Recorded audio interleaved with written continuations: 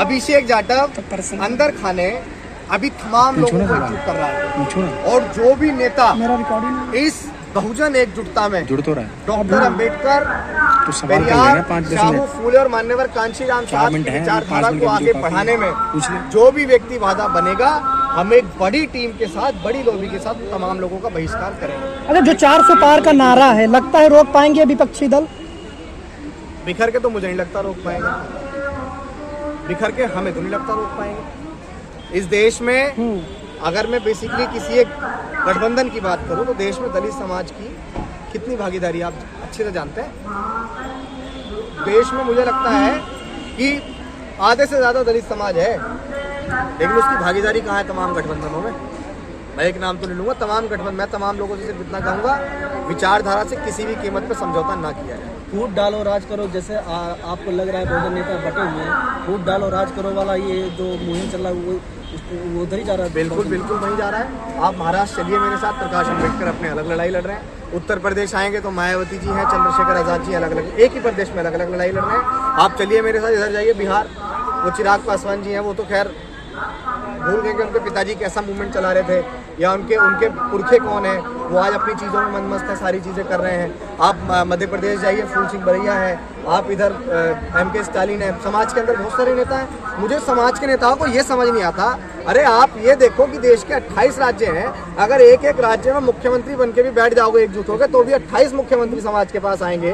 उसके बाद उनमें से चुन के एक प्रधानमंत्री बनाओ, एक प्रधानमंत्री बनेगा, 28 के 28 राज्य तुम्हारे पास है। लेकिन हम सिर्फ किसी में मस्त हैं, राष्ट्रीय अध्यक्ष बनने में, जिनके पास एक सांसद भी नहीं है, एक विधायक भी नहीं है, और हम सिर्फ राष्ट्रीय अध्यक्ष बनने में मनमस्त हैं, राष्ट्रीय अध्यक्ष बनने में खुश हैं।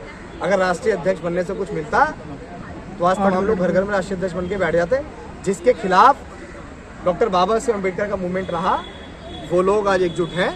मतलब वो पीटने वाले लोग तो एकजुट हैं, और पिटने वाले लोग, छितने वाले लोग, जिनके अधिकार खत्म हो रहे हैं, जिनको भारत के संविधान के अंतर्गत सारे अधिकार मिले, उस संविधान को खत्म करने की बात चल रही है, और वो लोग विभाजित हैं। वो लोग एक दूसरे में कमियां निकाल रहे हैं, और जो पीट रहे हैं वो उन सबकी लाठी, सबने एक ही लाठी पे हाथ लगाया हुआ है। और यहाँ मैं अलग बलशाली, मैं अलग बलशाली, मैं अलग बलशाली। तो मूर्खों, बिखर के गुलाम बना जाता है, शासक नहीं बना जाता। अगर शासक बनना है तो एकजुट होना पड़ेगा, बिखर के तो आदमी सिर्फ गुलाम बनता है। वक्त बहुत कम है, क्या लगता है अब भी संभावना थोड़ी बहुत बची है एकजुट होने की?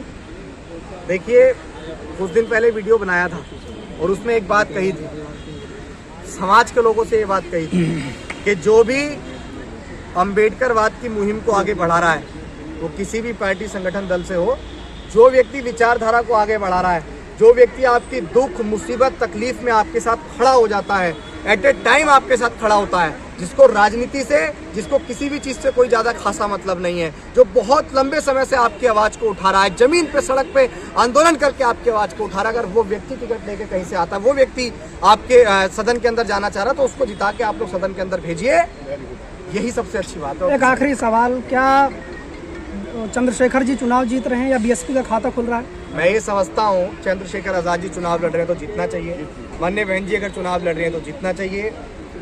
एक बड़ी मेहनती इंदु चौधरी जी, उनको टिकट मिला है। मैं तो कहूँगा ऐसे तमाम कार्यकर्ता जीतने चाहिए, जो संविधान के लिए और जो देश की आवाम के लिए और जो इस देश में सामाजिक समरसता बनाने के लिए काम कर रहे हैं, और तमाम लोगों को सदन के अंदर जीतना चाहना चाहिए।